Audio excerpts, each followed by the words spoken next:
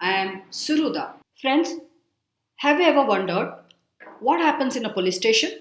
Do we know that there is a criminal and there is a police inspector sitting in a typical police station and the criminal is being interrogated? Now, what is interrogation? Interrogation is asking a lot of questions. So, the policeman typically asks the thief, "What were you doing last night? Where did you go? How did you meet this person?" A lot of questions.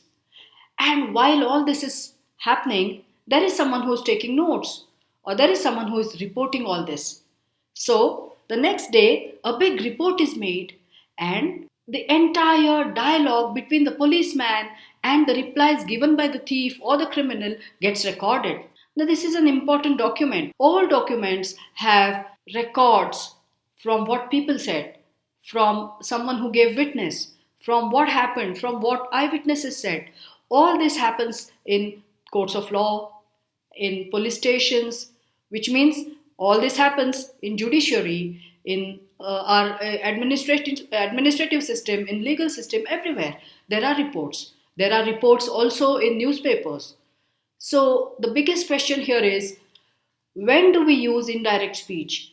Do newspapers write the dialogue between the policeman and the thief? No. What they write is an indirect account of what happened between the policeman and the thief. Okay, let's take the case of a politician. A typical politician, what does he or she do? He gives speeches or she gives speeches, and they try to woo the voter. They say, if you vote for us, we will do this for you. If you bring us to power, we'll help you a lot. So now this dialogue gets reported in newspapers as a reported speech. It doesn't get reported as dialogue per se. Many people, say for instance, school teachers. School teachers are constantly giving information and instructions. They are speaking to their students via dialogues. All of us in society are continuously asking questions, giving information, giving instructions. And if we know how to report all this, what we know is the art of indirect speech. Direct to indirect speech. It's also called as reported speech. So while asking questions, how can questions be asked? Let's look at the first sentence here. He said to me, "What are you doing?" So I can convert this question also as indirect speech. He asked me. Remember, when it comes to question, the verb to be used is asked. Now this is a very common mistake. Even when we are converting questions, we don't change the verb. That's wrong. We have to use the verb ask, and it has to be pronounced as asked. He asked me what I was doing. "Where do you live?" Another question. "Where do you live?" asked the stranger. The stranger inquired where I lived. Now that's an inquiry, right? So we have to change the verb. We have to use an apt verb. The policeman said to us, "Where are you going?" The policeman asked us where we were going.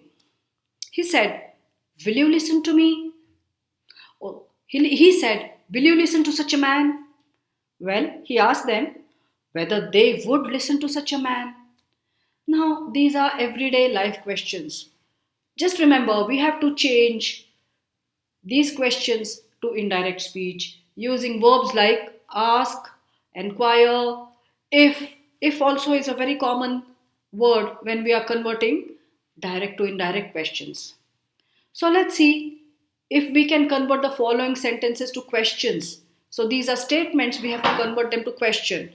He inquired when the vacation begins. So if I have to convert it to a direct question, what will it be? He said, inverted commas, "When does the vacation begin?" The second question, Ravi asked the station master if the train stopped at the station. Ravi said to the station master, comma, double inverted commas, "Does the train stop here?"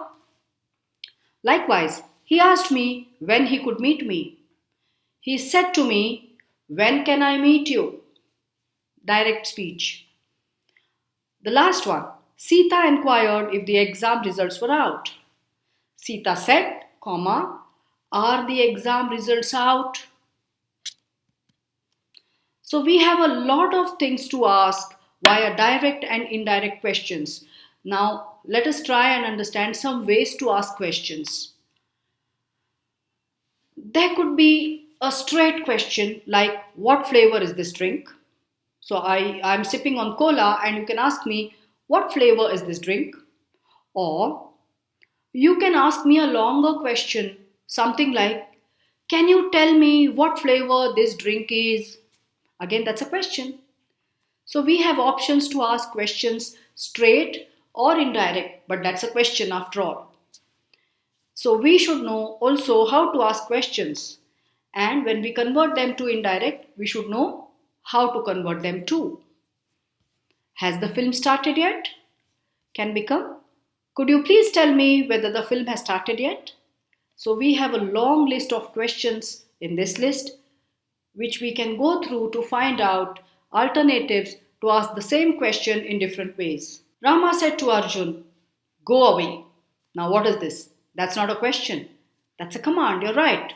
So while giving orders also, we can use direct and indirect speech. And how do we report that? Rama said to Arjun, go away. The indirect sentence would be, Rama ordered Arjun to go away. Well, the second one.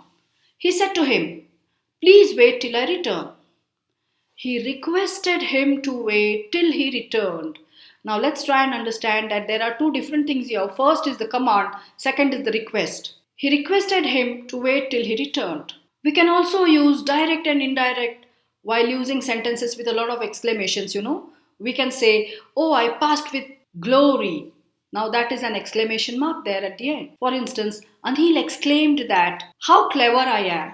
When I convert this sentence to indirect, it becomes, Anil exclaimed that he was very clever. He said, bravo, you have done well. He applauded him saying he had done well. Once again, let's convert some sentences from indirect to direct. We have done a lot of direct to indirect, but we have not done indirect to direct. Let's see how it goes. He asked Rama to go with him becomes, he said to Rama, will you come with me? The prince said that it was a matter of great pleasure to be there that evening. The sentence can be simply converted to direct speech like, the prince said. Remember, always whenever there is a said or whatever, you have to give a comma there and then the quotes. The prince said, it is a matter of great pleasure to be here this evening. Well, all this takes us through a range of direct to indirect, indirect to direct, using different elements of a sentence, different ways to ask questions, and of course, a lot of practice sentences. I wish that we practice all this and we definitely understand direct and indirect better. Thank you.